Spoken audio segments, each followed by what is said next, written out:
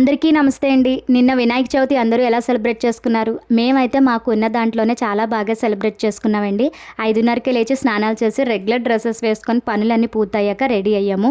పూజ గది అది నీట్‌గా అలంకరించేసుకున్నాము. తర్వాత ప్రసాదాలు చేశామండి. మన ఇండియాలో పండగైనా శుభకార్యమైనా సరే స్వీటు, హాట్ కంపల్సరీగా ఉండాల్సిందే కదా! స్వామివారికి ఇష్టమైన పాల తాలికల స్వీటు, అలాగే ప్రసాదాల్లో మహారాణి పులిహోరని ఇవాళ నైవేద్యంగా స్వామివారికి సమర్పించుకున్నాం. మట్టి గణపతిని తెచ్చుకున్నామని చెప్పాను కదండీ నిన్న వీడియోస్‌లో.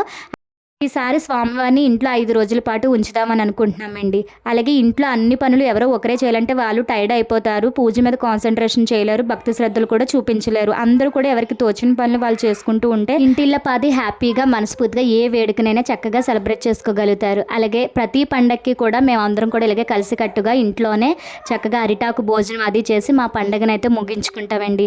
ఈ వీడియో మీకు నచ్చితే లైక్ చేయండి. అలాగే మన ఛానల్ని సబ్స్క్రైబ్ చేసుకోండి.